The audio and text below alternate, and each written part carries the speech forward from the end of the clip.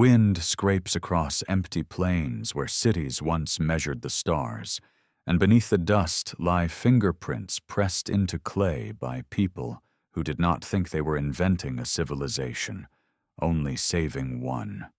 Their records speak of knowledge already old, of kingship arriving like something returned, of a world divided by water into before and after. Mathematics appears without childhood, writing without rehearsal, myths that sound less like fantasy and more like memory translated into symbol. Everything points to a single, unsettling idea.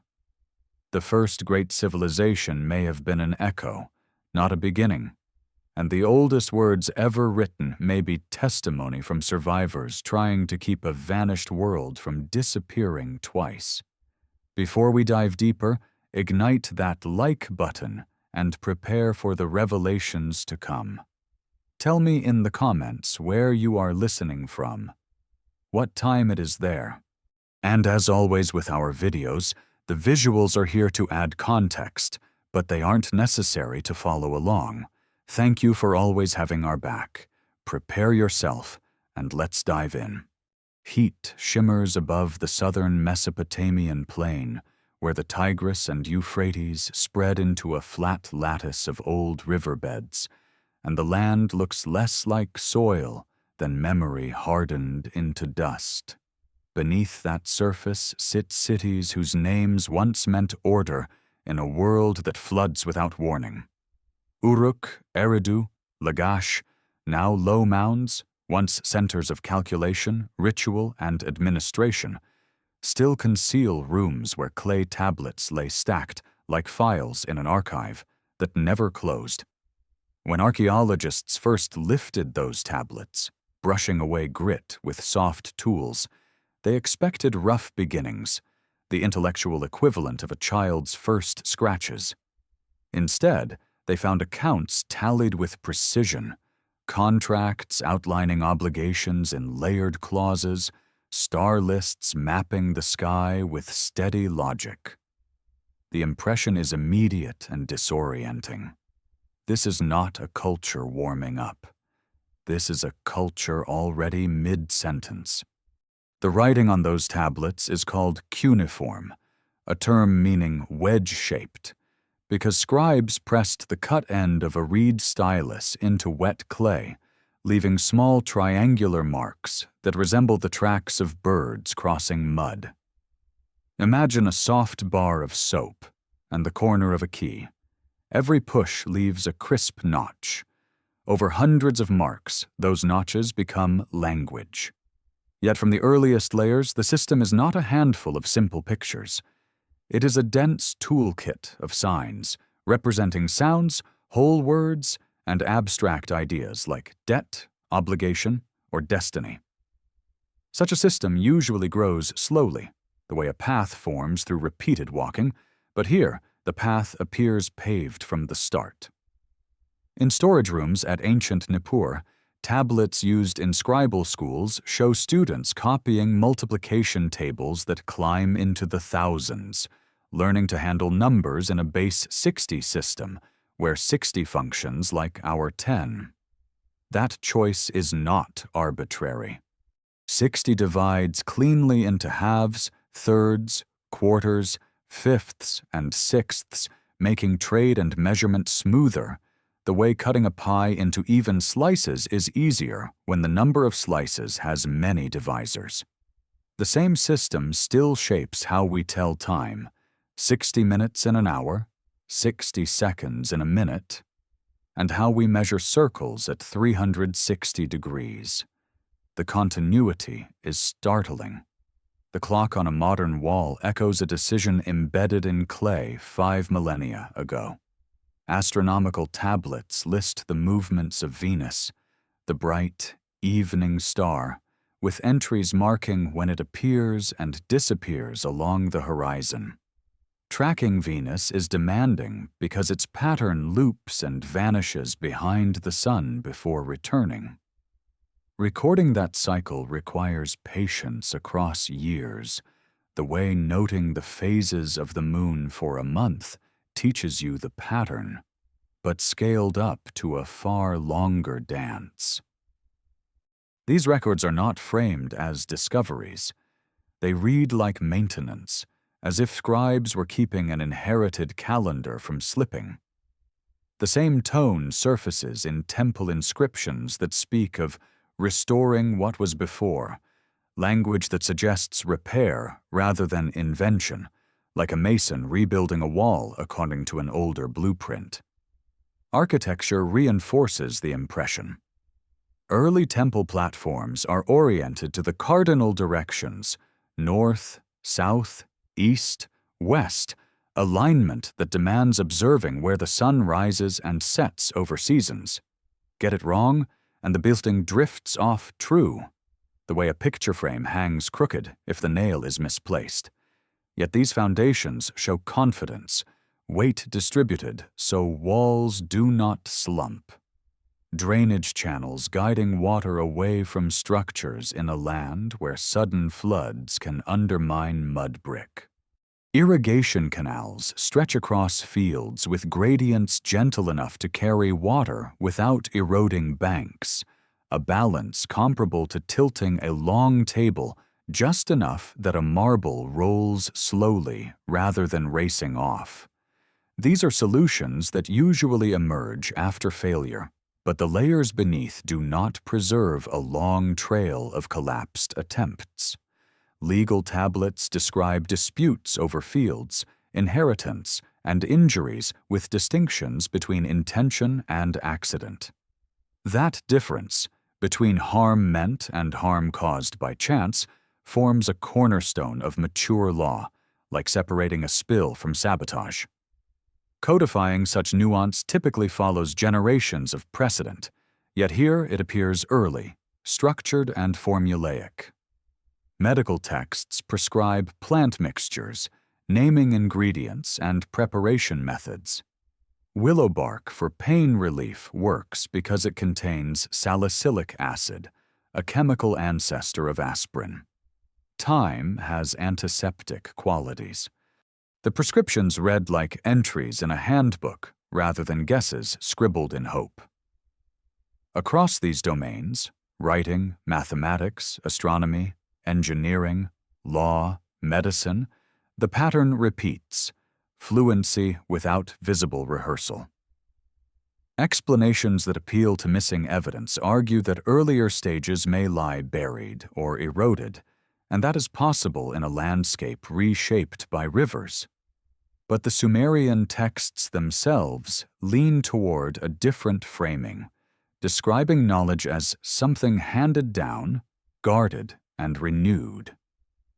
Phrases about distant days and ancestral practices recur in school exercises and temple dedications, as if the act of copying were a duty to continuity. A scribe pressing wedges into clay might have felt less like an inventor and more like a courier carrying fragile cargo across time. Holding one of those tablets today, the surface still cool, you can see the fingerprint of the person who shaped it, ridges preserved the way a fossil holds the imprint of a leaf. That touch bridges the gulf between eras. The hand belonged to someone who calculated interest, observed the sky, or recorded a boundary stone, yet who wrote within a tradition already described as old. The paradox settles in. The earliest extensive written record of humanity presents itself not as a dawn, but as an afterimage, a careful attempt to keep a prior light from fading completely. A trench cut into the earth can read like a timeline laid on its side, each band of soil a page turned by centuries of wind, flood, and footsteps. In southern Iraq, where ancient river channels snake invisibly beneath the surface, archaeologists learned to read those bands with the patience of archivists.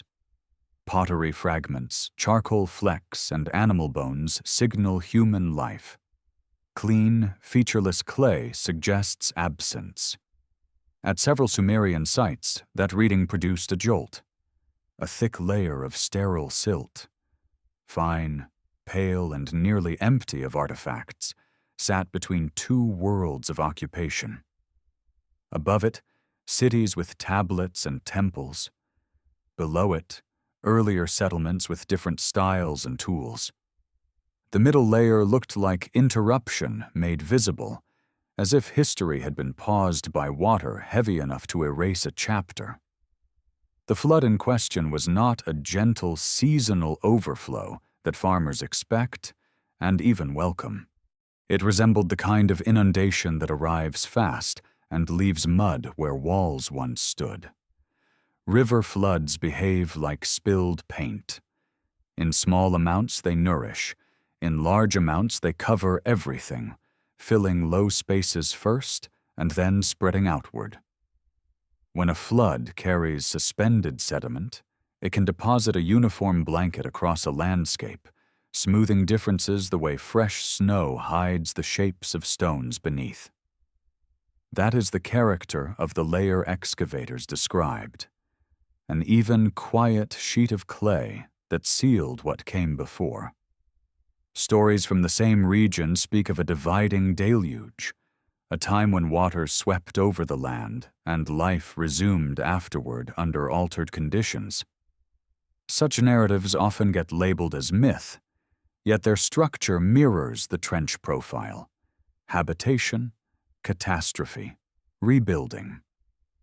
In one version, a king warned in advance constructs a vessel to preserve living things. The details vary across cultures, but the spine of the story holds: foreknowledge, survival through water, a reset of order. Memory works by attaching emotion to events.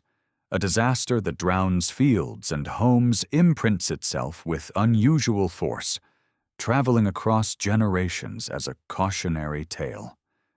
When writing finally appears, such memory can settle into lines of text like sediment in a jar of shaken water. Geology adds a broader backdrop. At the end of the last ice age, massive sheets of ice melted and global sea levels rose by over 100 meters, redrawing coastlines worldwide. Imagine walking a shoreline that gradually retreats until familiar hills become islands and river mouths become bays. Human groups living near coasts would have seen their landscapes transform within the span of stories passed from grandparents to grandchildren. Even inland, changing river regimes could produce episodes of extreme flooding. A local Mesopotamian deluge around the 3rd millennium. BCE does not require a global ocean rising overnight.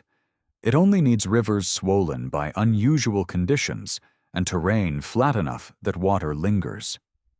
For the people living there, that is world enough.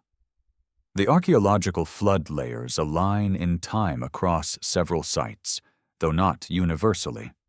Higher ground remained dry. Settlements founded after the event lack the mark. This patchwork is exactly what one expects from a real flood, which follows contours rather than myths. It also explains why some cities remember a watery break, while others do not. Memory is geographic. Where mud sealed homes, stories grew. Where water did not reach, continuity felt less shattered. What matters for the Sumerian record is how the culture above the flood speaks about knowledge. Texts emphasize restoration, phrases that sound like craftsmen referencing an earlier design. If a catastrophe scattered people and disrupted institutions, survivors might cling to practices that survived, ways of measuring, observing, building, treating them as heirlooms. In modern terms, think of a family recipe saved through a fire, recopied and guarded because it carries more than flavor. It carries identity. The same psychology can scale to mathematics or ritual calendars. A base 60 system, once internalized, persists because it works and because it connects present users to remembered ancestors. Floods also reshape power.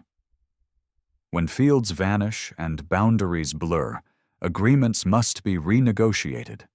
Legal traditions can take on the tone of reconstruction, clarifying rights in a landscape where markers have washed away. The early legal tablets' concern with property lines and obligations fits this mood. They read like tools for stitching society back together, the way a seamstress repairs a torn garment by reinforcing edges and adding new thread. Environmental shock leaves traces in language as well. Words for survival, loss, and rebuilding gain weight, while metaphors of water and rebirth proliferate. Ritual calendars may shift to accommodate altered seasons if river behavior changes. Observers of the sky might double down on celestial cycles as stable anchors when terrestrial rhythms falter. The sun rises and sets regardless of floods. Stars keep their courses. Aligning temples to solstices and tracking Venus can feel like tying ropes to fixed points in a world that just proved how fluid it can be. The silt layer, then, is more than a geological curiosity. It is a hinge where material evidence and narrative tradition meet. Below it lies a culture different in texture. Above it stands a society that writes of inherited knowledge and restoration.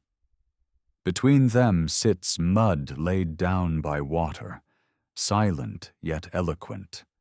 When a scribe pressed a stylus into clay centuries later, the gesture occurred in a world already marked by interruption. The act of writing itself may have carried urgency, as if words could serve as levees against forgetting. In that sense, the flood is not only an event in the past, it becomes a constant in the imagination, a reminder that what is built can be washed away, and that memory, once fixed in clay, might be the most durable architecture of all. Lists seem dull at first glance, lines of names and numbers marching without drama. Yet a list can carry a world view as quietly as a river carries silt. Among the most puzzling Sumerian texts is a register of rulers that stretches back into a past where reigns last not decades, but spans that dwarf recorded human lifetimes. The format is spare. A city, a king, the length of rule, then the next. It reads like bookkeeping, not poetry. That restraint is what makes it strange. When myth tells stories of heroes, it sings. When administration records data, it whispers. Here, the whisper contains impossibilities. The key to understanding the numbers lies in the mathematics the scribes used daily. Their base 60 system does not only make trade easier, it provides a flexible scale for measuring time in nested units. One large unit, called a sar in modern transliteration, equals 3,600 in their counting.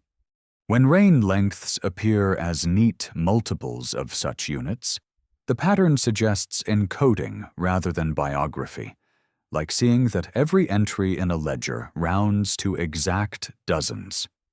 For example, a span of 28,800 years equals 8 of those large units. Precision at that scale is unlikely to be random exaggeration.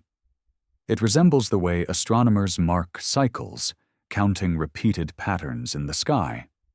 Ancient skywatching depends on patience more than instruments. If you note where a bright planet rises relative to the horizon and repeat that observation over years, you discover loops and returns. Venus, for instance, alternates between morning and evening appearances in a cycle of about 584 days. Larger cycles emerge when planetary periods interact, like gears turning at different speeds and occasionally aligning. Tracking such patterns over generations builds tables that feel timeless. A reign measured in big, tidy units may signal an era defined by celestial rhythms rather than a person's lifespan. In that reading, a king can stand for an age, a phase when order is configured a certain way. The text itself divides history with a line about a flood that sweeps over the land. Before that break, the numbers follow the grand scale. After it, reigns shrink to spans closer to human possibility, though still sometimes stretched. The shift resembles a change in measurement, the way a map switches from a continental scale to a city grid. If the earlier section preserves a chronology of cycles inherited from observers who watched the sky across long stretches, and the later section records dynasties of actual rulers, the list becomes a bridge between cosmic time and civic time. It says, in effect, that governance once mirrored the heavens more directly and later settled into human limits. Such a bridge matters in a culture that aligns temples to cardinal directions and builds calendars around celestial events. The sun's path and the moon's phases are stable. Kings are not. By anchoring early history to cycles, scribes may have been asserting continuity through change, like setting a building's foundation on bedrock rather than sand. Even if floods disrupt cities, the sky's order remains. Encoding that order in a king list fuses political memory with astronomical structure. Skeptics note that myth and history often intertwine, and that numbers can be symbolic without referencing actual observations. True, but symbolism itself often arises from lived engagement with the world. If a culture counts in 60s and divides circles into 360 degrees, its symbolic numbers are drawn from practical habits. The repeated use of large, clean multiples hints at an intellectual environment comfortable with scaling time in layers. It is similar to how we speak of centuries and millennia, compressing lived experience into rounded blocks to grasp long narratives. The list also travels. Copies appear in different cities and periods, with minor variations but the same backbone. That replication suggests reverence. Scribes treated the text as a relic worth preserving, even when parts were opaque. Copying errors are corrected in margins, as if accuracy mattered beyond immediate comprehension. This behavior mirrors how later cultures preserved sacred languages long after everyday speech shifted. The act of copying becomes a ritual of continuity, a way to keep a thread unbroken. What emerges is not a simple claim that humans once lived tens of thousands of years. It is a document that frames time on two registers, one vast and patterned, one human and contingent. The flood stands as a hinge between them, marking a reset where the grand cadence gives way to shorter measures. That structure aligns with the archaeological sense of interruption and rebuilding. It also resonates psychologically. After catastrophe, memory can stretch backward, idealizing a stable before, while the present feels fragile and bounded. Encoding earlier ages in grand cycles can express that emotional contrast without needing literal belief in impossible lifespans. At the same time, the possibility remains that the numbers preserve traces of systematic observation whose original context was lost. If institutional memory broke, later scribes might keep the figures without full understanding, much like inheriting a complex machine without its manual. They know it matters. They do not know every reason why. The king list then becomes a fossil of knowledge, its shape clear even if its living function faded. Seen this way, the list is less a fairy tale than a timepiece. its gears turning at 2 speeds. It records the ambition to situate human rule within a larger order, to say that cities rise and fall, but cycles endure. The flood cuts the narrative, yet the list continues, implying that even after disruption, the work of aligning life with the cosmos resumes. A quiet document, stripped of ornament, thus carries a sweeping vision. History as restoration under the same sky, measured in units that outlast any single reign. Language usually leaves footprints behind it, the way a caravan crossing sand leaves a trail of prints that can be followed back to where it began. Words change sound over time. Grammar simplifies or complicates. Neighboring tongues exchange vocabulary like merchants trading goods. Linguists reconstruct family trees by spotting these shared features, linking languages that split from a common ancestor. Latin's descendants, Spanish, French, Italian, still carry recognizable echoes of their source, just as siblings share a family resemblance even after years apart. Against that background, the written language of the earliest Mesopotamian tablets stands out like a traveler with no visible caravan behind them. Sumerian appears in the record already capable of expressing law, poetry, mathematics, and prayer, yet it does not fit neatly into any known language family. Scholars call such a tongue an isolate, meaning it has no confirmed relatives, living or dead. That label is descriptive, not explanatory. It tells us only that the footprints leading back have vanished or were never found. The structure of Sumerian adds to the mystery. It is agglutinative, a term for languages that build meaning by attaching small pieces, prefixes and suffixes, to a core word, stacking them like beads on a string. A single word can contain information about subject, object, tense, and direction, compressing what English would spread across a sentence. Turkish and Japanese share this stacking habit, yet they belong to broader families with documented histories. Sumerian stands alone. Isolation does not mean sudden invention. Languages are social habits learned from parents and neighbors, not technologies switched on overnight. If Sumerian lacks visible cousins, one possibility is that its relatives once existed but disappeared, their speakers absorbed, displaced, or lost in events that left no written trace. Archaeology shows that populations can vanish from the record when environments change or catastrophes strike. A flood, drought, or epidemic can scatter communities, erasing the continuity that keeps a language lineage visible. The lone survivor then looks like an anomaly, though it is really the last branch of a felled tree. Clues within Sumerian itself hint at layers. Some grammatical features do not align perfectly with the overall pattern, as if older structures were embedded within newer ones.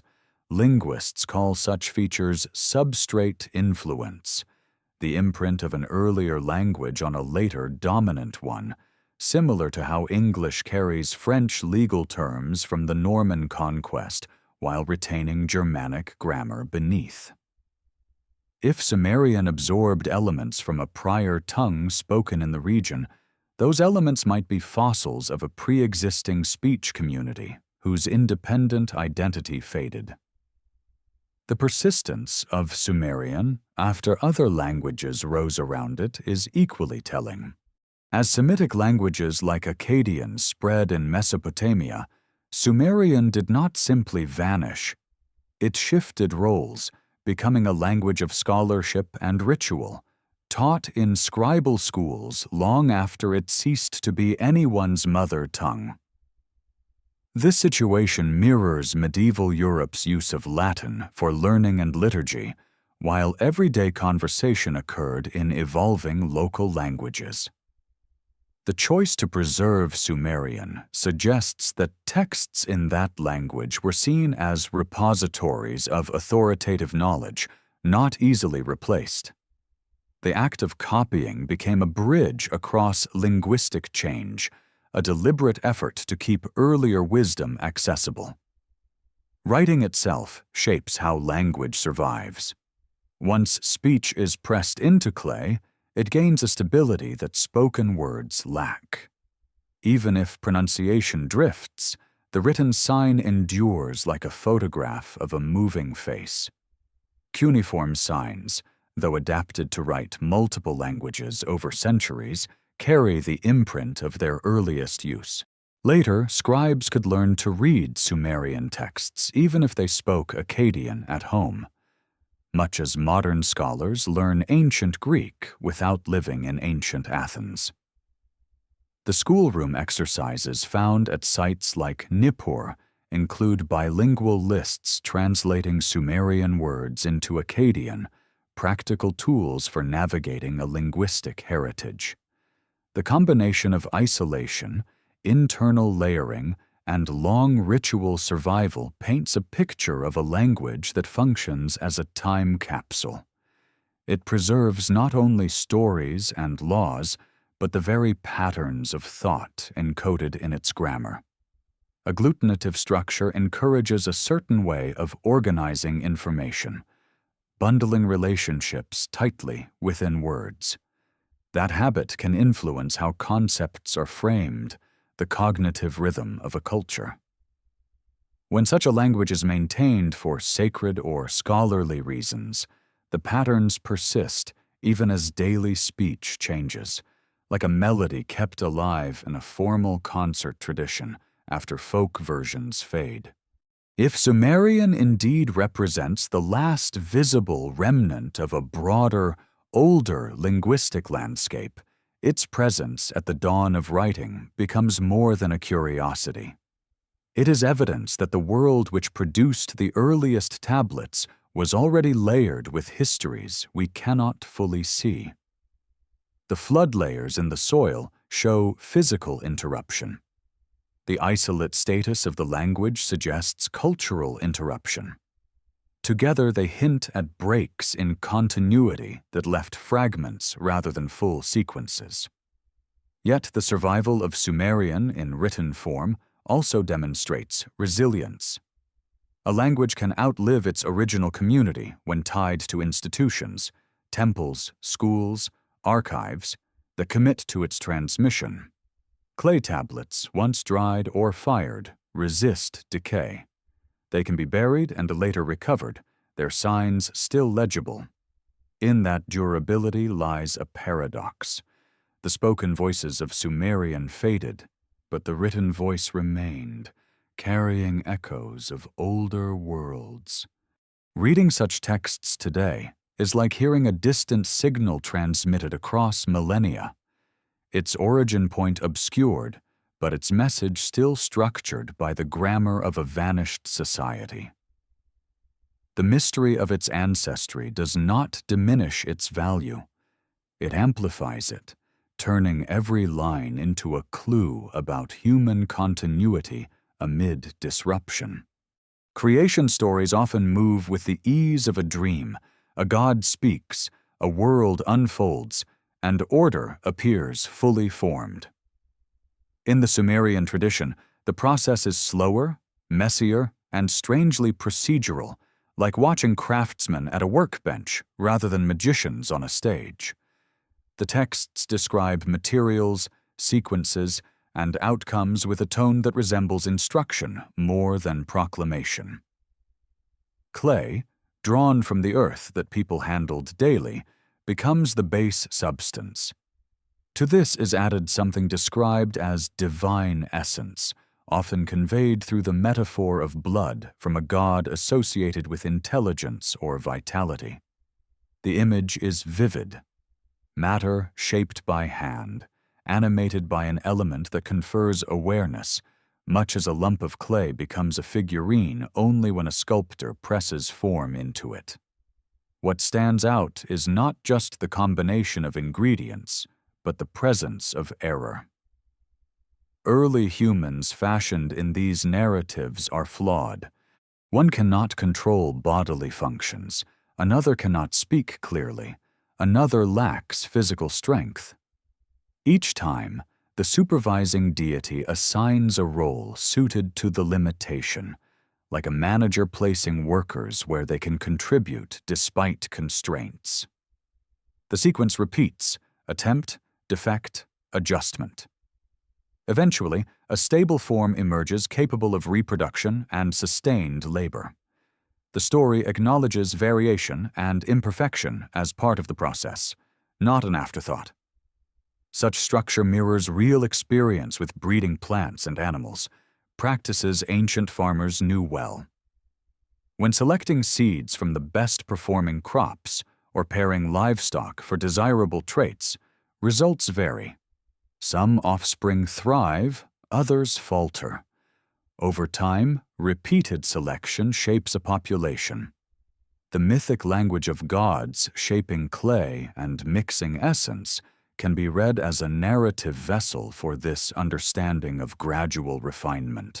Without modern biological vocabulary, the culture framed change in terms of divine craftsmanship. The workshop of the gods stands in for processes observed but not dissected in scientific terms. The purpose of human creation in these texts is also practical. Humans are made to take over tasks the gods find burdensome: digging canals, maintaining temples, producing food. Irrigation in Mesopotamia required constant labor to keep channels clear of silt and to manage water levels. Anyone who has tried to keep a small garden hose from clogging can imagine the scale of effort needed to sustain fields across a floodplain. Casting humanity as the workforce that maintains the world reflects a society acutely aware that order depends on ongoing effort. The divine realm in the story resembles an administrative hierarchy delegating work downward, a reflection of how Sumerian cities themselves were organized. The creation account thus doubles as social philosophy. It frames labor not as punishment, but as a foundational role woven into the structure of existence. At the same time, the infusion of divine essence implies that humans share something with their makers, a spark that enables thought, speech, and ritual. This dual status, earthly material animated by higher substance, positions humanity between realms, capable of toil, yet also of knowledge. In ritual contexts, offerings to gods feed them symbolically, maintaining reciprocity. Humans work, gods guide. The relationship is interdependent rather than distant. The candid depiction of failed attempts also signals intellectual humility. The world as known is not presented as the first draft, but as the outcome of iteration. That perspective aligns with the broader Sumerian tone of restoration and maintenance. Just as temples are rebuilt on older foundations and laws are recopied from earlier versions, life itself is portrayed as the result of a refining process. Continuity and correction are embedded values. These narratives might preserve echoes of observations about heredity and adaptation filtered through mythic language. They also speak to the emotional reality of a people living in a demanding environment. Crops fail, floods come, illness strikes. Perfection is rare. A story that acknowledges imperfection as part of design offers a framework for resilience. If even the first humans were not flawless, then present difficulties do not signal cosmic error, but ongoing adjustment. The role of specific deities in the process further grounds the myth in familiar domains. A god associated with fresh water and wisdom oversees the mixing, fitting for a land where fresh water determines survival. A birth goddess shapes forms, reflecting the centrality of childbirth and midwifery in daily life. the divine assembly deliberates, mirroring city councils that debate policy.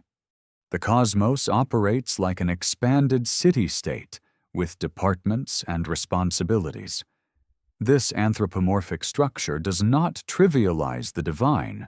It situates it in recognizable patterns, making cosmic processes intelligible through civic analogy. Reading these creation accounts as purely symbolic misses their texture.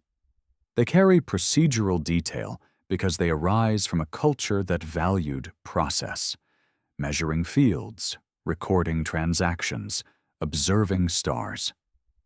Myth becomes another medium for organizing experience, translating patterns of work and learning into stories about origins. Whether or not the narratives encode literal memories of ancient practices, they reveal a mindset attuned to gradual development rather than sudden perfection. In that sense, the Sumerian view of creation aligns with the broader evidence from their texts. A world understood as something to be tended, repaired, and refined, built on layers of prior effort rather than conjured in a single moment.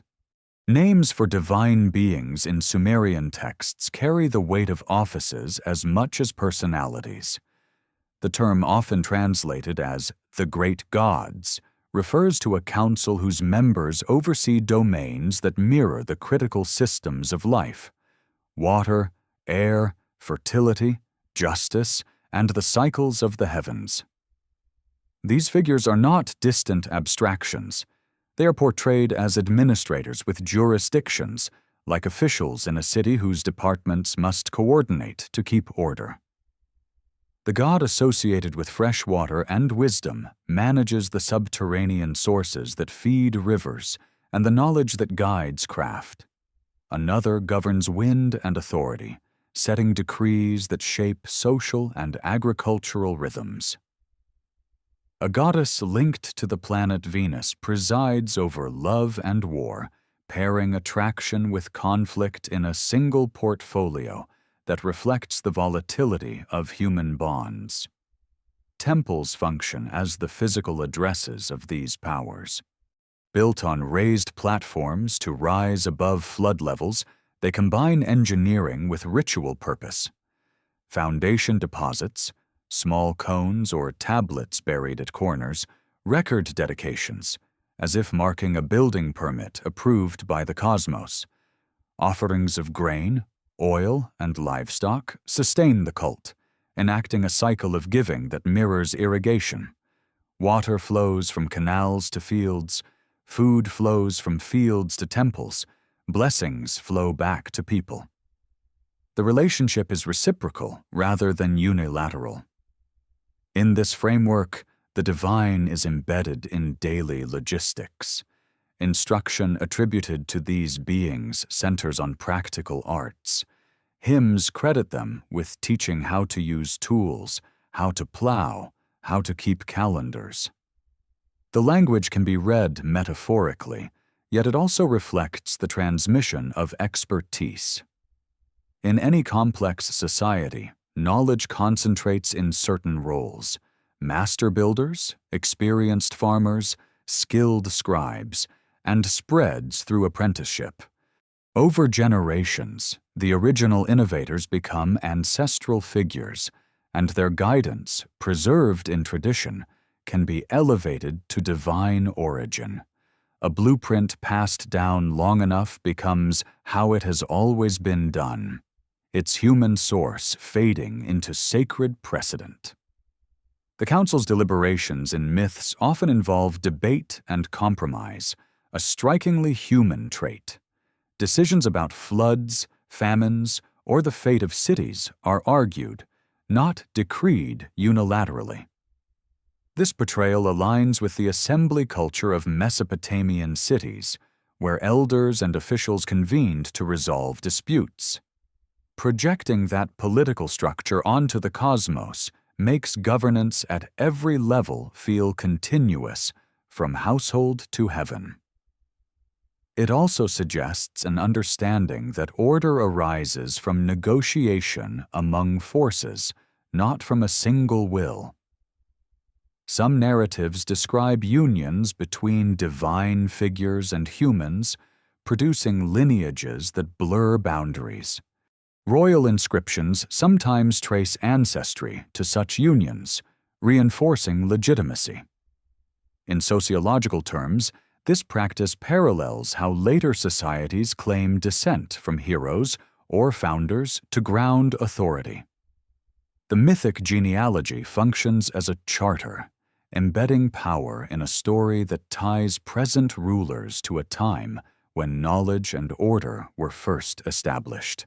Cross-cultural parallels amplify the theme. Traditions far from Mesopotamia speak of culture bringers who introduce agriculture, law, or astronomy. Whether called sky teachers, wise ancestors, or divine emissaries, they play roles similar to the Sumerian Council, mediators between raw environment and structured society.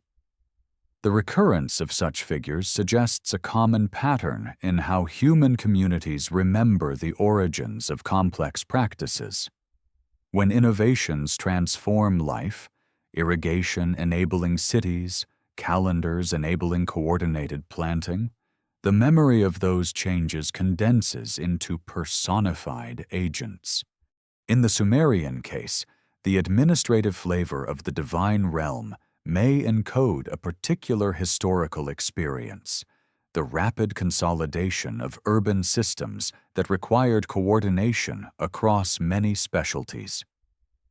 To people living through that transformation, the emergence of ordered city life could feel like guidance from beyond ordinary experience. Myths then articulate gratitude and dependence, framing technical and social knowledge as gifts entrusted to humanity. Ritual language preserves this trust. Incantations and hymns often invoke the gods as witnesses to contracts or guarantors of justice. Calling on a deity in a legal context is akin to swearing an oath under a higher authority, reinforcing norms through shared belief. The divine council thus underwrites the moral infrastructure of society. Just as irrigation channels must be maintained to prevent fields from drying, ethical channels must be maintained to prevent communities from fragmenting. The portrayal of these beings as capable of error or regret further humanizes the system. Flood narratives show remorse, implying that even cosmic decisions can have unintended consequences. This element tempers the idea of absolute control and resonates with lived experience. Leaders make choices with imperfect foresight, and outcomes ripple beyond intention.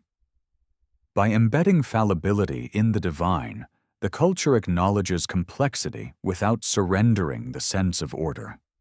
Taken together, the Sumerian depiction of higher powers reads less like distant theology and more like an extension of civic life into the sky. The cosmos is organized as a grand city-state, its departments mirroring those on Earth. Knowledge flows from that realm into human practice, preserved through ritual and text. Whether one interprets these figures as literal beings, mythologized ancestors, or narrative embodiments of accumulated expertise, their role centers on continuity. They anchor human effort in a framework that stretches beyond individual lifespans, assuring that the labor of maintaining canals, laws, and calendars participates in a larger, enduring design. Mathematics in early Mesopotamia does not appear as a tentative exploration, but as a working instrument, already worn smooth by use. Clay tablets from scribal schools show columns of numbers arranged with the calm regularity of ledgers, problems posed and solved with methods that assume fluency. The base 60 system shapes everything, and its advantages become clear when one tries to divide quantities in daily life. Split 10 measures of grain among 3 workers, and fractions turn awkward. Divide 60, and the pieces fall neatly. That practicality hints at long familiarity. Systems that endure usually do so because they reduce friction, the way a well-designed tool feels natural in the hand after repeated use. Geometry emerges from the need to measure land, especially in a floodplain where river shifts can blur boundaries. Surveying a field requires approximating irregular shapes, turning curves and angles into numbers that determine tax and ownership. Tablets present formulas for areas of rectangles, triangles, and trapezoids, shapes that map closely onto real plots bordered by canals and embankments. When scribes compute the diagonal of a square, they approximate the square root of 2 with surprising precision. Such accuracy is not a philosophical exercise. It is embedded in practical tasks like laying out right angles for construction. A builder aligning walls wants corners that do not drift, just as a carpenter today uses a square to keep frames true. Timekeeping ties mathematics to the sky. Dividing the year into months and the day into units demands observation and counting. Lunar cycles offer a visible clock, but they drift relative to the solar year, requiring periodic adjustment. The intercalation of extra months to keep seasons aligned reflects a system aware of long-term drift. This is akin to resetting a mechanical watch to match a radio signal, acknowledging that even precise devices need correction. The coordination of festivals, planting, and taxation depends on such calibration, making calendar maintenance a central intellectual task. Astronomy in this context is less about abstract curiosity than about pattern recognition. Records of eclipses and planetary movements accumulate like weather logs, each entry modest alone but powerful in sequence. Recognizing that eclipses repeat in cycles requires comparing events separated by years. The identification of such cycles suggests institutions committed to record-keeping beyond individual lifetimes. A single observer cannot see a pattern spanning decades unless notes survive. Clay tablets, once dried, provide that continuity, turning observation into cumulative knowledge. Medicine shows a similar layering of practice. Texts list symptoms and treatments in structured form, pairing conditions with remedies. The organization resembles a catalog rather than a prayer, even when incantations accompany prescriptions. The dual approach, physical ingredients and spoken formula, reflects an understanding that healing engages both body and belief.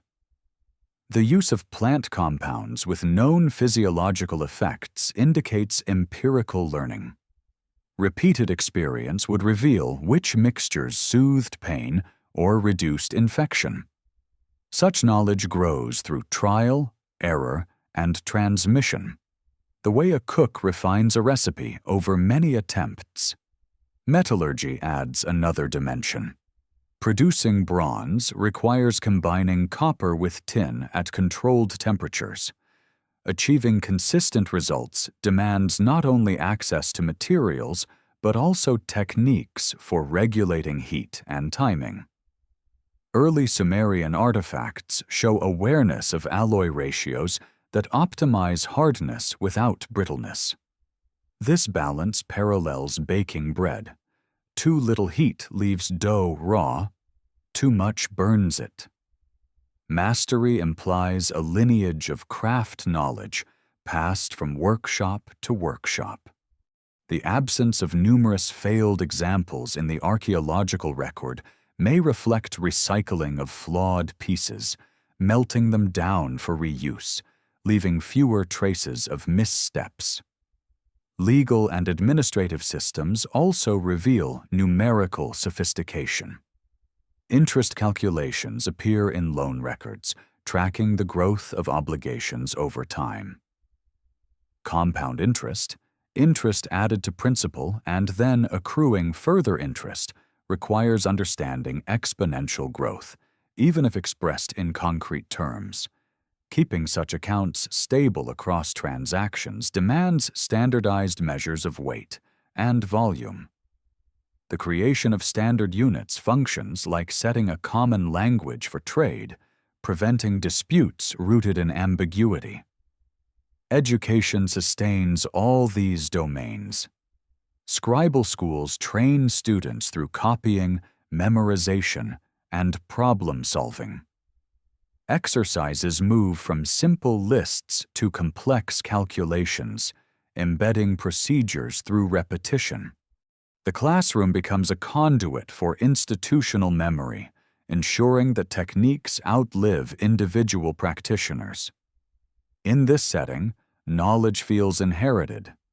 Students learn not by reinventing methods, but by mastering established ones, reinforcing the impression that the system predates them. The convergence of mathematics, astronomy, medicine, metallurgy, and law suggests an ecosystem of expertise. Each field supports the others. Precise measurement aids construction. Calendars guide agriculture. Metal tools improve irrigation. Legal clarity stabilizes exchange. Such interdependence resembles a woven fabric where threads reinforce one another. Removing one strand weakens the whole, so preservation becomes crucial. When texts speak of knowledge from distant days, the phrase may reflect this sense of accumulated craft. Techniques refined over generations can feel ancient even within a few centuries. After disruptions like floods, the urgency to safeguard such systems intensifies. Copying tablets, maintaining schools, and invoking divine patrons all serve to anchor fragile expertise. In that light, early Mesopotamian science appears not as a sudden bloom, but as a cultivated garden, tended carefully so that what once grew can grow again, even after storms have flattened the fields. Cities in southern Mesopotamia did not rise on stone bedrock, but on alluvial soil, a shifting foundation laid down by rivers that wandered over centuries. Building in such a landscape requires constant negotiation with water. Mud brick, the primary material, begins as river clay mixed with straw, shaped in molds, and dried in the sun. It is humble and abundant, yet vulnerable to erosion. To protect structures, builders raised platforms, layering bricks to lift sacred and administrative spaces above flood level. This elevation is both practical and symbolic, turning architecture into a conversation with the environment. Respect the river, but do not surrender to it. The stepped temple platforms, often called ziggurats, illustrate this logic. Each level narrows as it rises, distributing weight downward while creating terraces that can shed rain. The geometry resembles a mountain in miniature, a human-made high place in a land of plains. Aligning corners with cardinal directions requires observing sunrise and sunset positions across the year. Marking the point where the sun rises at solstice demands patience, returning to the same horizon notch season after season. When the foundation is laid true, the building becomes a calendar in brick, its orientation encoding the rhythm of the year. Urban layout reflects similar foresight. Streets channel runoff toward drains. Neighborhoods cluster around wells and canals. Canals are arteries, bringing life to fields and carrying silt that must be cleared regularly. The gradient of a canal must be gentle enough that water flows without eroding banks. Engineers achieve this by incremental surveying, sighting along lines and adjusting depth, akin to leveling a long shelf so that objects neither roll nor stagnate. Such work implies coordination across households and fields, a collective effort overseen by authorities who can mobilize labor. Defensive walls ring some cities, massive circuits of mud brick that require planning and logistics. Transporting millions of bricks means organizing teams, allocating food, and maintaining schedules. The scale of such projects indicates administrative capacity, not spontaneous effort. Yet the techniques rely on simple tools, molds, sledges, levers, amplified by human cooperation. Monumentality here is less about exotic materials than about sustained organization, a testament to social engineering as much as structural engineering. Temples serve as hubs of redistribution. Offerings stored in granaries feed priests, workers, and dependents, creating a flow of goods that stabilizes the urban economy. Storage rooms lined with jars and bins resemble warehouses, and tablets recording deliveries function like receipts. The sacred and the administrative overlap, reflecting a worldview where maintaining cosmic favor and maintaining supply chains are intertwined. A drought or flood is both environmental and spiritual crisis, requiring both practical measures and ritual response. Housing reveals adaptation at a smaller scale. Courtyard houses cluster rooms around an open center that admits light and air while preserving privacy. Thick walls insulate against heat, and flat roofs provide space for work or rest during cooler nights. Such designs respond to climate without advanced materials, demonstrating how architecture evolves from accumulated experience. Each generation tweaks proportions, adjusts layouts, and passes on solutions that proved resilient. Public spaces also carry symbolic weight. Gates become thresholds between ordered interior and uncertain exterior. Passing through them is a daily ritual, reinforcing belonging. Processional routes connect temples, allowing festivals to move through the city, stitching neighborhoods into shared experience. These routes function like arteries for collective emotion, channeling attention and reinforcing identity. Maintenance is as crucial as construction. Mud brick decays, canals silt, walls crack. Repair becomes routine, embedded in seasonal cycles. This rhythm of upkeep shapes social organization, assigning responsibilities and fostering skills. The idea of restoration, building again on older foundations, mirrors the broader cultural theme of continuity through renewal. Ruins are not abandoned lightly. They are quarried for bricks, their materials reincorporated into new structures. The past becomes a quarry for the present. Engineering choices also encode cosmology. Elevating temples above dwellings expresses hierarchy. Aligning them to celestial markers ties earthly order to heavenly patterns. The city becomes a diagram of the universe, with sacred centers and peripheral zones. Moving through it is moving through a model of order, reinforcing belief through daily motion. Such integration of environment, technology, and meaning suggests a society that learned through close observation. Living on a floodplain demands attentiveness to subtle shifts, river channels migrating, soil salinizing, rains arriving late. Architecture and infrastructure become adaptive responses shaped by trial and memory. The absence of stone forces reliance on process over permanence. Buildings last because people keep rebuilding them. This interplay between fragility and endurance defines Mesopotamian urbanism. Structures crumble, yet the city persists as an idea and a pattern.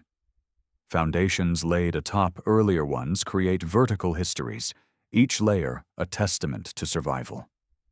Walking across such a mound today, one treads on centuries compressed, the ground itself an archive. In that compressed record lies the story of a people who learned to negotiate with a volatile landscape, translating environmental knowledge into brick, canal, and street, crafting cities that were less monuments against nature than ongoing agreements with it. Trade threads through early Mesopotamian life, like a network of invisible roads, linking cities to distant mountains, forests, and coasts that provided materials the alluvial plain lacked. The land between the rivers offered fertile soil, but little stone, metal, or timber. To build durable tools and adorn temples, communities reached outward. Caravans carried goods across deserts and uplands, while boats moved along rivers and the Persian Gulf. This circulation of materials required systems of trust, measurement, and record, reinforcing the role of writing and administration. A tablet noting the delivery of copper ingots or cedar beams is more than inventory. It is a snapshot of interdependence across landscapes. Standardized weights and measures anchor this exchange. Without common units, trade devolves into dispute. Sets of stone weights shaped like ducks or other forms appear in excavations, each corresponding to known values. Using them resembles modern scales in a market, ensuring that a shekel of silver or a measure of grain means the same in different hands. Consistency builds confidence, allowing strangers to transact. Writing extends that confidence beyond immediate presence, turning promises into durable records. A contract impressed in clay survives where memory might falter. Long-distance trade also carries ideas. Techniques for metalworking, artistic motifs, and even religious symbols travel with goods. A seal carved with a foreign style suggests contact. A new alloy composition hints at shared knowledge. Such diffusion does not erase local identity, but enriches it, adding layers. The Sumerian world becomes a hub in a broader web, receiving and sending innovations. This flow complicates the question of origins, as developments may arise from cumulative exchanges rather than isolated invention. Seals play a distinctive role in this system. Cylinder seals carved with intricate scenes roll across wet clay, leaving repeating impressions that function like signatures. Each seal is personal, its imagery signaling identity and authority. Rolling a seal across a tablet parallels stamping a document today. The act binds a transaction to a person, embedding accountability. The artistry of seals, depicting deities, animals, and ritual scenes, also conveys cultural narratives, turning administrative tools into carriers of symbolism. Ports along the Gulf connect Mesopotamia to regions supplying copper from Oman, lapis lazuli from Afghanistan, and timber from the Levant. Maritime trade demands knowledge of tides, winds, and navigation. Boats hugging coasts rely on landmarks, while open water crossings require reading the sky. The same astronomical awareness used in calendars aids navigation, showing how practical needs intertwine with celestial observation. Each voyage is both economic venture and test of environmental understanding.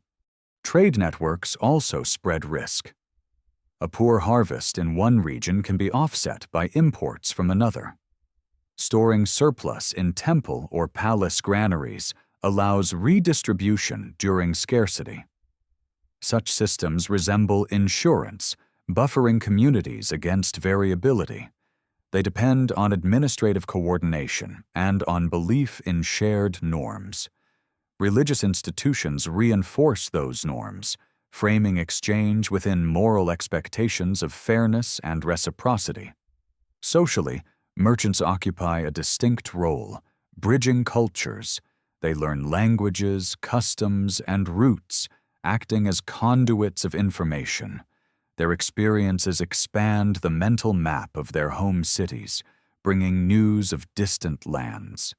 Stories of far-off places may blend observation with imagination, enriching mythic geographies.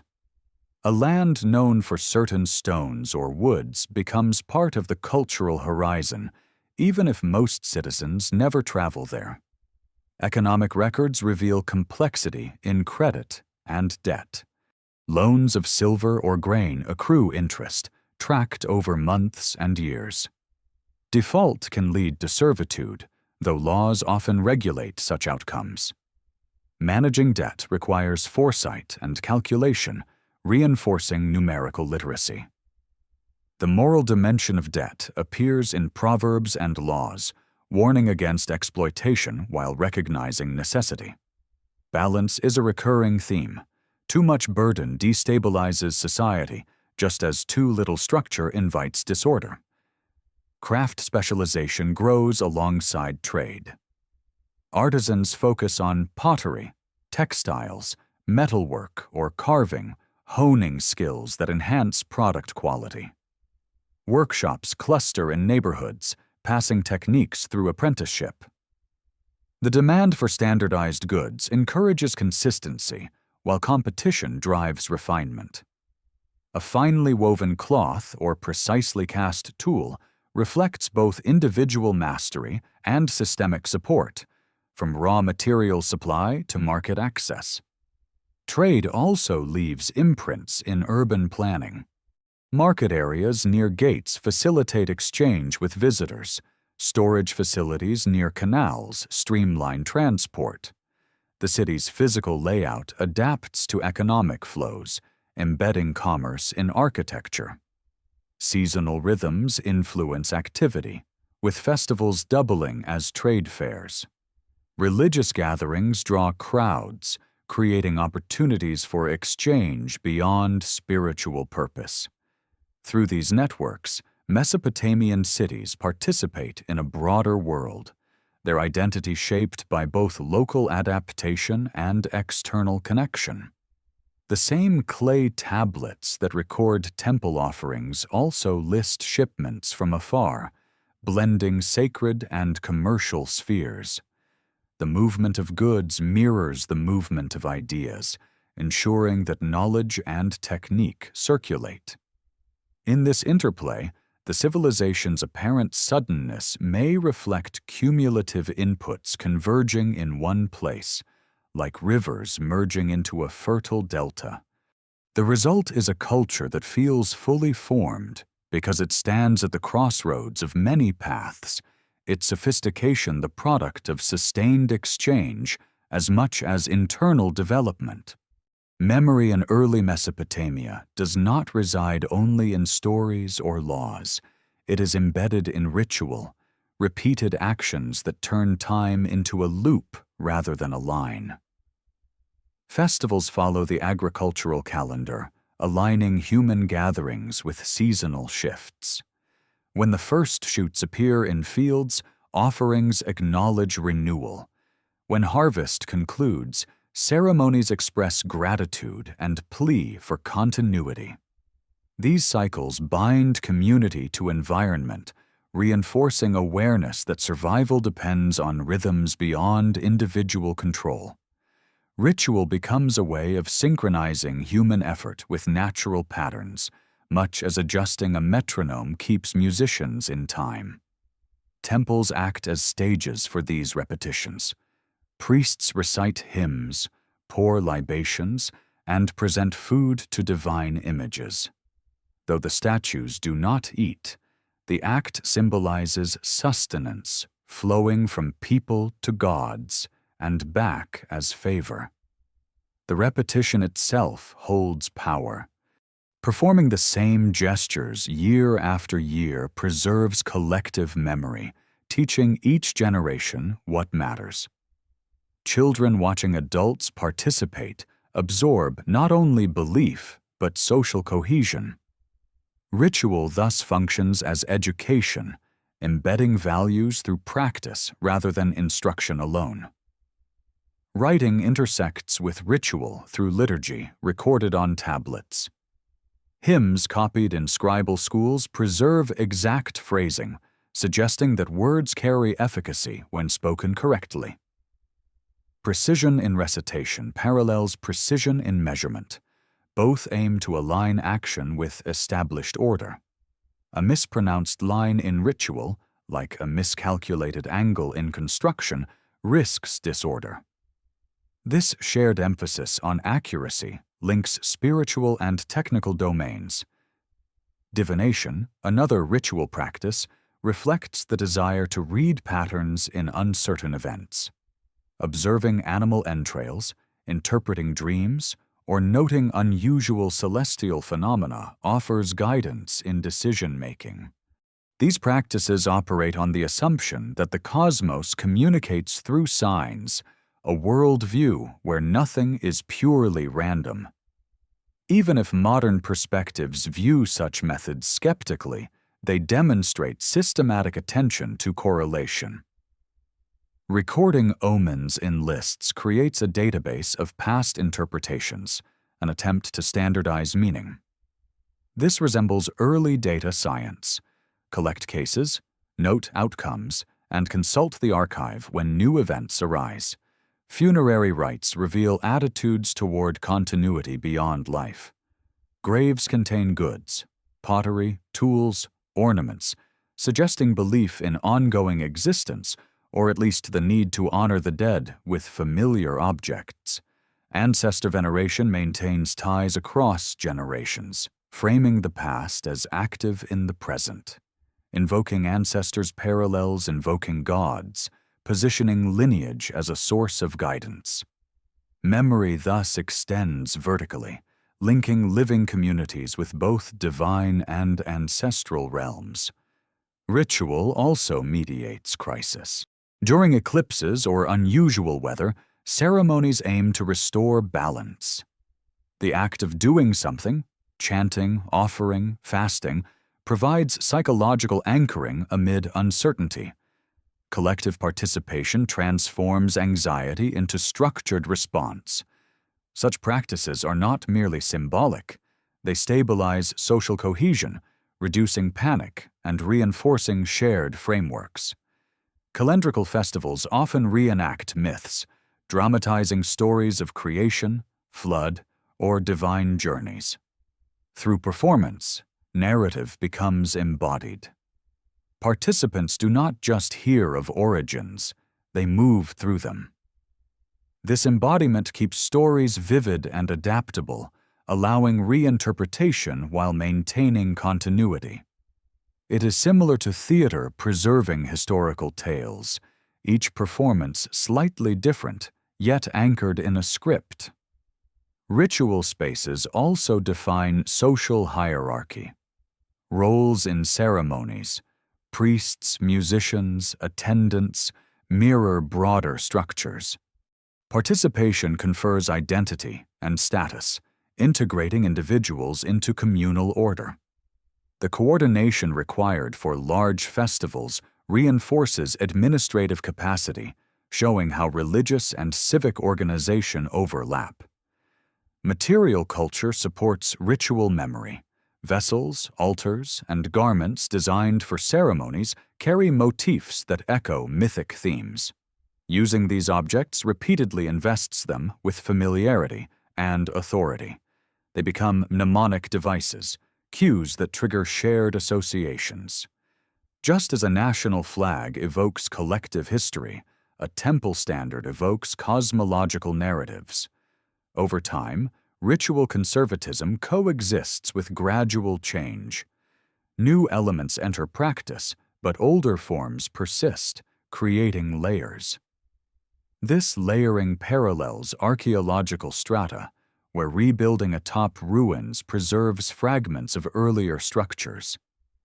Ritual thus mirrors architecture, both accumulating rather than replacing. In a landscape marked by floods and rebuilding, such continuity offers stability. When physical surroundings shift, repeated actions provide a sense of permanence. Ritual becomes a scaffold for identity, supporting communities through disruption. It encodes memory not as static record, but as lived sequence, ensuring that knowledge of seasons, stories, and social bonds endures. Through these practices, Mesopotamian society cultivates resilience. The repetition of gestures, words, and calendars weaves individuals into a temporal fabric, stretching backward and forward. Even as cities rise and fall, rituals keep the pattern recognizable. In that sense, memory is not only stored in clay tablets, but enacted in bodies, voices, and shared movements, making culture a living archive that renews itself with each cycle. Time in early Mesopotamia is not an abstract dimension measured by clocks, but a lived texture woven from light, shadow, flood, and harvest. The rising of certain stars just before dawn, a phenomenon called a heliacal rising. Like when Venus reappears after weeks hidden in the sun's glare, signals shifts in season more reliably than any calendar page. Observers mark these moments because crops depend on timing. Plant too early and seeds rot, too late and heat withers shoots. Astronomy here is agricultural intelligence written in the sky, a partnership between earthbound labor and celestial regularity. The moon offers the most visible cycle. Its phases wax and wane in a pattern that fits human memory, about 29.5 days from new to new. Months built on this rhythm guide ritual and work, yet 12 such months fall short of a solar year. Without correction, festivals drift, and planting cues slip. Intercalation, the insertion of an extra month when needed, acts like a seasonal reset, pulling lunar counting back into step with the sun. This practice requires comparing records across years, watching how shadows shorten and lengthen, how solstice points shift along the horizon. Keeping the calendar true becomes a civic responsibility, entrusted to specialists who read both tablets and sky. Water clocks and shadow clocks provide shorter measures. A bowl with a small hole lets water drip at a steady rate, marking intervals the way sand does in an hourglass. A gnomon, a simple upright stick, casts a shadow whose length and direction track the sun's course.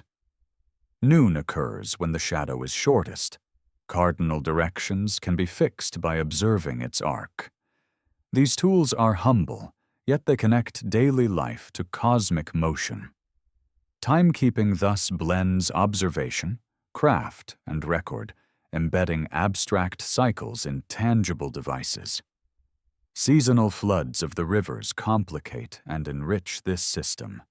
Water levels rise and fall, reshaping banks and fields. Scribes record flood heights because too little water threatens drought, while too much destroys crops. Over years, such records reveal patterns, though variability remains. Interpreting these fluctuations requires humility before forces beyond control. Rituals ask for favorable floods. Engineering channels seek to moderate extremes. The calendar becomes a negotiation between expectation and uncertainty, a framework for managing risk. Legal time intersects with natural time. Contracts specify repayment by certain months. Labor obligations align with agricultural seasons. The calendar thus structures social order. Knowing the date of a festival or the deadline of a debt depends on shared temporal reference, reinforcing community coherence. Disputes over timing can destabilize agreements, so maintaining the calendar's integrity has moral weight. Memory plays a role here, too. Long-term cycles like eclipses or planetary returns become known only through accumulated observation. A single lifetime cannot span all patterns, so institutions preserve records. Tablets noting unusual celestial events become reference points for future interpretation. Over generations, these archives build a sense of deep time, where present moments echo past ones. The idea that history repeats in cycles, prosperity, crisis, renewal, may draw strength from such astronomical awareness. Daily rhythms mirror cosmic ones. Work begins at dawn, pauses at midday heat, resumes in cooler hours. Night brings rest and storytelling, linking temporal structure with social interaction. Lamps burning oil extend light, but do not erase darkness, preserving contrast between day and night. This contrast shapes perception of time as alternating phases, each with its own character. Festivals often cluster around turning points, equinoxes, solstices, harvests. Celebrating at these junctures marks the passage of the year and reinforces alignment with natural cycles. Ritual reenactments of myths at such times embed cosmology in seasonal flow. The death and return of a vegetation deity, for example, parallels the withering and sprouting of crops. Myth and calendar intertwine, turning agricultural reality into symbolic narrative. Time also carries ethical dimension. Wisdom literature urges patience, warning that haste disrupts order. The metaphor of sowing and wrapping frames actions as seeds that bear consequences later. This temporal moralism aligns with agricultural experience. Outcomes follow processes, not instant wishes. Through these intertwined systems, astronomical observation, calendar maintenance, daily routine, and ritual marking, Mesopotamian society constructs a temporal architecture as deliberate as its brick buildings. The sky provides the blueprint. Human practice erects the structure. Even when floods or invasions disrupt cities, the cycles of sun and moon persist, offering continuity. By anchoring identity and order in these rhythms, communities find stability amid change. Time becomes not merely duration, but a scaffold for memory, work, and meaning. A framework that situates human life within patterns older and larger than any single generation. Law in early Mesopotamia grows from the same soil as irrigation canals and temple platforms, practical needs shaped into structured systems. Tablets recording legal decisions and statutes reveal a society aware that coexistence requires rules articulated and preserved. Property boundaries, marriage agreements, labor obligations, and penalties for injury appear in formulaic language, suggesting not improvisation, but established procedure. The phrasing often distinguishes intent from accident, recognizing that motive alters responsibility. This nuance indicates reflection on human behavior, an attempt to calibrate justice rather than apply blunt force. Courts operate with witnesses and oaths, turning personal testimony into communal matter. Invoking a deity during an oath places the speaker under moral scrutiny, blending spiritual belief with legal enforcement. Fear of divine retribution reinforces truthfulness where physical evidence may be limited. The system thus weaves religious and civic strands into a single fabric. Justice is not only a human contract, but a cosmic one, aligning earthly order with perceived divine order. Contracts for marriage illustrate the social dimension of law. Agreements outline dowries, inheritance rights, and provisions for separation, protecting both families and individuals. Such documentation stabilizes relationships that might otherwise rely on memory alone. Inheritance laws clarify succession, preventing disputes that could fracture households. These rules reflect an understanding that continuity of property and lineage underpins social stability. Labor regulations address the realities of an economy dependent on coordinated effort. Wages for different tasks, obligations of workers, and penalties for negligence appear in texts. Standards ensure fairness and predictability, reducing conflict. The emphasis on accountability resembles maintenance of irrigation. If one farmer fails to clear a channel, neighbors suffer. Law becomes the social equivalent of levies, channeling behavior to prevent overflow of harm. Punishments vary with context. Fines in silver or goods are common, emphasizing restitution over retribution. Physical penalties exist, but are often tied to severe offenses. The gradation of consequences reflects proportionality, a principle that echoes through later legal traditions. By linking penalty to damage and status, the system acknowledges social hierarchy while seeking balance. Administration of law depends on record-keeping. Cases and decisions recorded on tablets create precedents, enabling consistency across time and place. Scribes act as custodians of this memory, their training in formulaic language ensuring clarity. The act of writing law inscribes it into durable material, transforming transient decisions into lasting standards. This permanence reinforces authority, making law an enduring reference rather than an ephemeral command.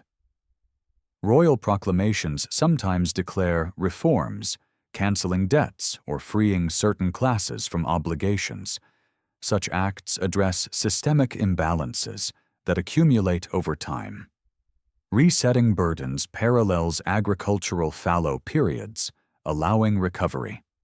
These interventions suggest awareness that strict enforcement without adjustment can destabilize society. Law thus includes mechanisms for renewal, echoing themes of restoration found elsewhere in Mesopotamian culture. Ethical teachings accompany legal codes. Proverbs warn against greed, deceit, and rash action, framing law within broader moral discourse. Wisdom literature often uses agricultural metaphors, linking moral conduct to cycles of sowing and reaping. Such imagery reinforces the idea that actions bear fruit over time, encouraging foresight. The integration of law with economy and ritual creates a comprehensive system. Transactions recorded in temples tie commerce to sacred oversight. Festivals and oaths embed legal norms in communal life. Justice is performed not only in courtrooms, but in daily exchanges, rituals, and storytelling. Archaeological finds of boundary stones inscribed with curses against those who alter borders highlight the seriousness of property rights. These stones serve as both markers and warnings, combining legal statement with spiritual threat. Their placement in fields or at city limits embeds law in landscape, turning geography into a legal document. Dispute resolution mechanisms also include arbitration and mediation, suggesting flexibility. Not every conflict requires formal court. Negotiated settlements preserve relationships. This approach reflects an understanding that social cohesion can be as important as strict rule enforcement. The cumulative effect of these practices is a legal culture attuned to complexity. Law is neither static nor purely punitive. It adapts, records, and integrates. It channels human behavior much like canals channel water, aiming to sustain productivity and harmony. In a world where environmental volatility threatens survival, maintaining social order becomes essential. Legal systems provide that order, encoding collective experience into rules that guide future action. Through law, early Mesopotamian society articulates a vision of balance between rights and duties, punishment and mercy, continuity and reform. Writing transforms this vision into a tangible legacy, tablets preserving judgments long after the disputants are gone. In this way, law contributes to the broader theme of memory and restoration, ensuring that lessons learned in one generation inform the next, anchoring communities in a framework that aspires to fairness amid the unpredictability of life along the rivers. Health in early Mesopotamia occupies a space where observation, belief, and environment intersect. Illness is not viewed solely as a physical malfunction, nor purely as spiritual affliction. It emerges from a landscape of forces that include diet, weather, unseen agents, and moral order. Tablets preserving medical knowledge list symptoms in structured sequences, pairing them with treatments and sometimes with incantations. The format resembles a handbook, moving from description to remedy, suggesting systematic compilation rather than scattered guesswork. Many treatments rely on plants native or imported to the region. Willow bark, containing compounds that reduce pain and inflammation, appears in mixtures. Thyme, known for antiseptic properties, is used for infections. Beer-based solutions serve as carriers for herbs, combining fermentation with pharmacology. Preparation methods matter. Crushing, boiling, or mixing changes. Potency and texts specify such steps. This attention to process mirrors craft traditions in metallurgy or cooking, where outcome depends on technique as much as ingredient. Diagnosis often begins with careful observation. Changes in skin color, pulse, or behavior are noted. Some texts describe patterns that correspond to recognizable conditions: fevers, respiratory issues, digestive problems. While explanations may invoke spirits or divine displeasure, the empirical layer remains strong. Recognizing that certain symptoms cluster and respond to particular remedies indicates experiential learning. The inclusion of incantations alongside physical treatments reflects a holistic approach, addressing both body and psyche. Belief in the efficacy of a remedy can influence recovery, just as reassurance today can aid healing. The environment shapes health risks. Floodplain agriculture can lead to waterborne diseases. Heat and dust affect lungs and eyes. Seasonal patterns influence illness frequency, with fevers more common during certain months. Recording these correlations aids anticipation. Knowledge of sanitation, though limited by modern standards, includes awareness that stagnant water and waste pose dangers.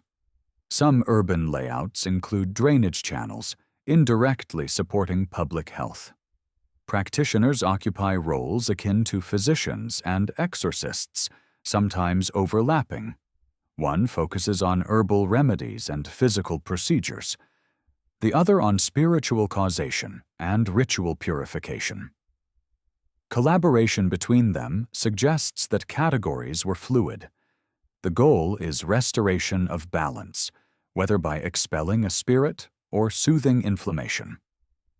This concept of balance aligns with broader Mesopotamian themes of order and harmony. Surgery appears in limited contexts, such as treating wounds or setting bones. Instructions for bandaging or applying poultices show practical skill. Tools likely included knives, needles, and splints, simple yet effective when guided by experience. Trauma from labor or conflict would necessitate such care, and survival rates would depend on prompt intervention. birth and fertility receive special attention. Midwives assist in delivery, using knowledge passed through generations. Rituals accompany childbirth, acknowledging its risks and significance. Maternal and infant health affect demographic stability, so communities invest in protective measures, both medical and spiritual. Amulets and charms illustrate the symbolic dimension of healing. Objects inscribed with protective formulas are worn or placed near the sick, functioning as tangible expressions of hope and protection. These items blend art and medicine, their power rooted in belief and tradition. Even if their physical effect is limited, their psychological impact can be meaningful. Medical texts also show caution. Some tablets warn against certain treatments for specific conditions, indicating awareness of harm. This negative knowledge, knowing what not to do, is as valuable as positive prescriptions. It implies a history of trial and error, where failures inform future practice. Training for healers likely occurs through apprenticeship, with knowledge transmitted orally and in writing. Students copy lists of symptoms and remedies, embedding patterns in memory. Such education parallels scribal schooling, emphasizing repetition and accuracy. Health practices reveal a worldview where humans are embedded in networks of material and spiritual forces. Healing involves negotiating these forces using plants, rituals, and knowledge. The absence of modern anatomy does not equate to ignorance. It reflects different explanatory frameworks. Within those frameworks, practitioners demonstrate resourcefulness and care. The medical tradition contributes to societal resilience. By codifying treatments and observations, communities reduce vulnerability to disease. Tablets act as repositories of accumulated experience, preserving insights across generations.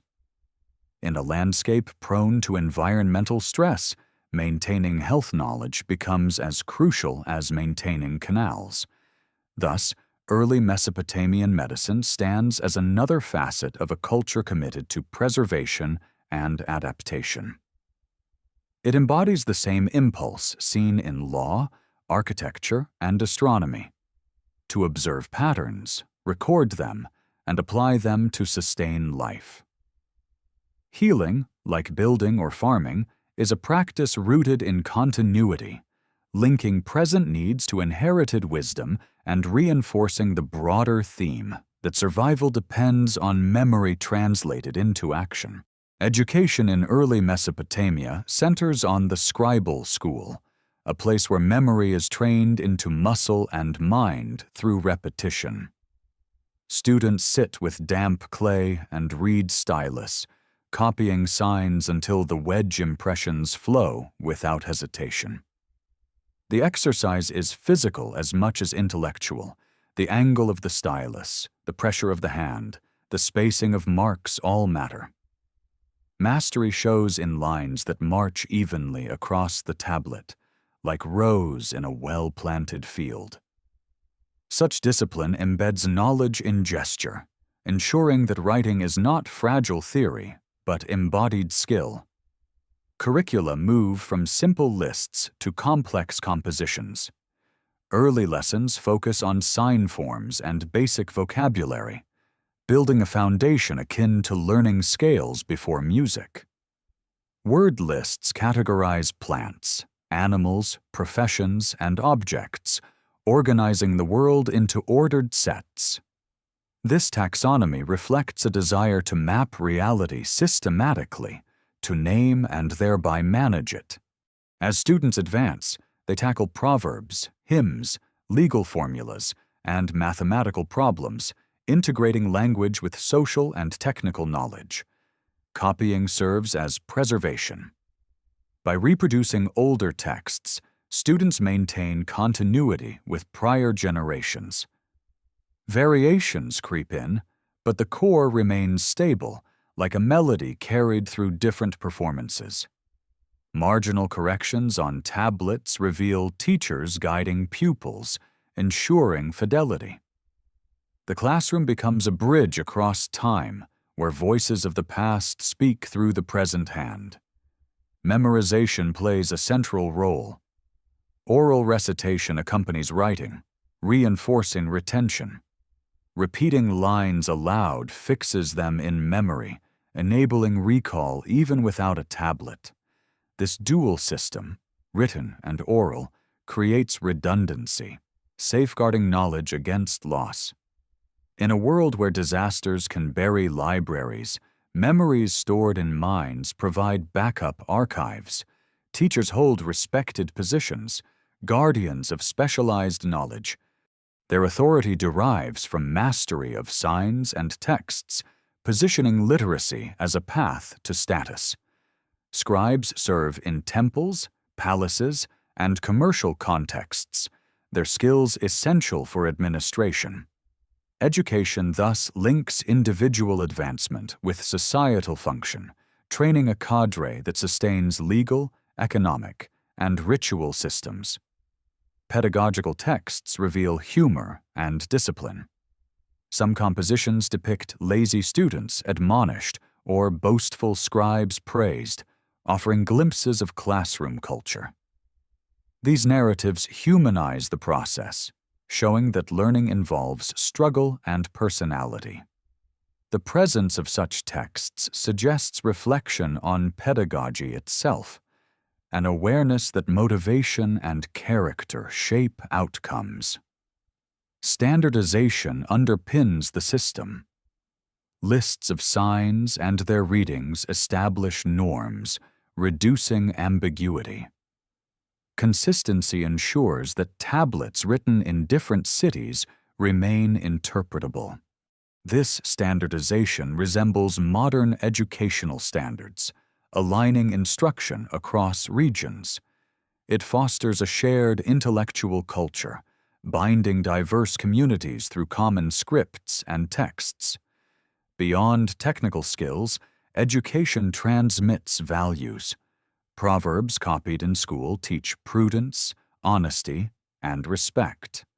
Wisdom literature frames success as the fruit of diligence, linking moral behavior to social and economic stability. Embedding such lessons in schooling ensures that literacy carries ethical as well as practical weight. The materiality of clay influences pedagogy. Tablets can be erased when wet and recycled, allowing practice without waste. Mistakes leave visible traces, teaching through correction. Once dried, tablets become permanent, preserving exemplary work. This cycle of drafting and fixing parallels learning itself. Trial, error, consolidation. Education also supports cultural memory. Myths, hymns, and historical narratives copied by students keep stories alive. Even as spoken language evolves, written forms anchor tradition. The scribal school thus functions as a conservatory where heritage is curated and renewed. The reach of education extends beyond elites. While literacy remains specialized, its products, laws, contracts, hymns shape everyday life. Decisions recorded by scribes influence property, marriage, and ritual, affecting all members of society. Education's impact radiates outward, shaping structures that govern communal existence. In a broader sense, the school embodies the civilization's emphasis on preservation.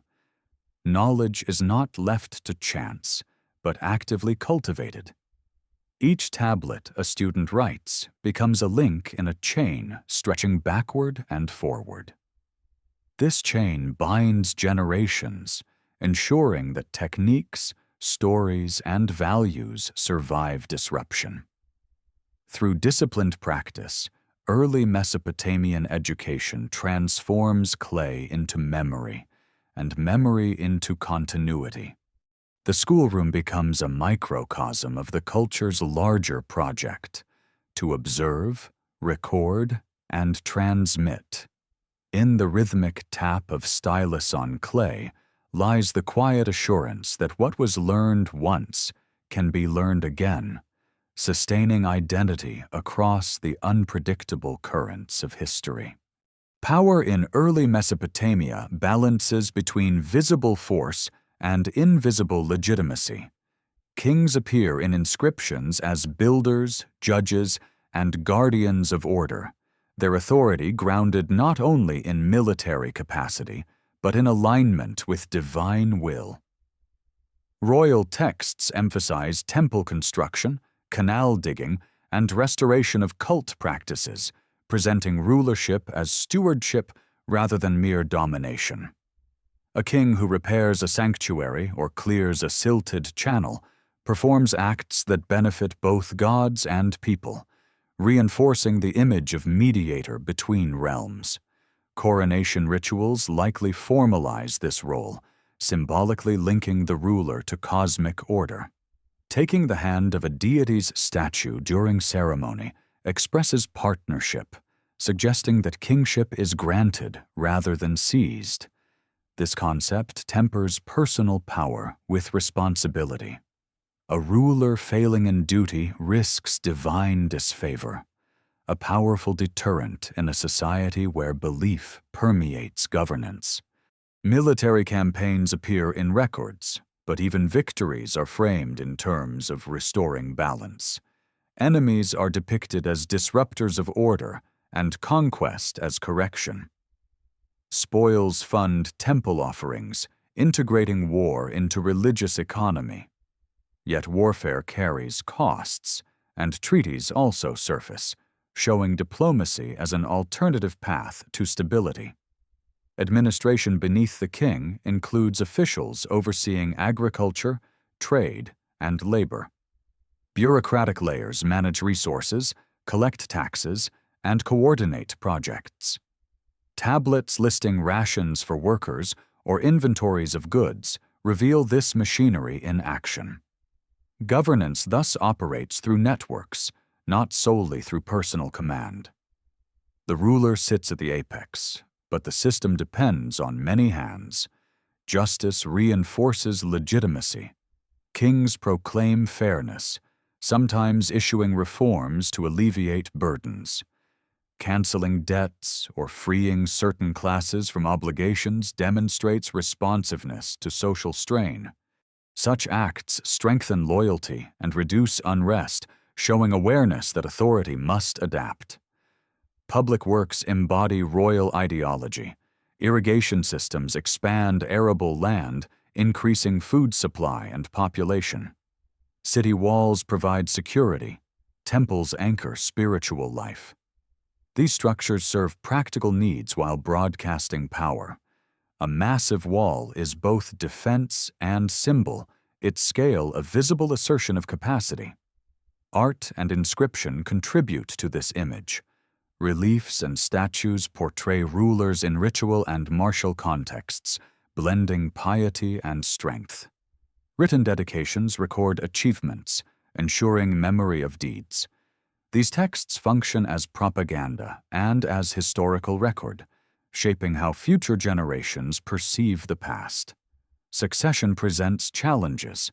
Hereditary systems aim for continuity, but disputes arise. Myths of divine favor and omens support claims, intertwining politics with cosmology. Stability depends on accepted narratives as much as on force. Relations with city-states oscillate between alliance and rivalry.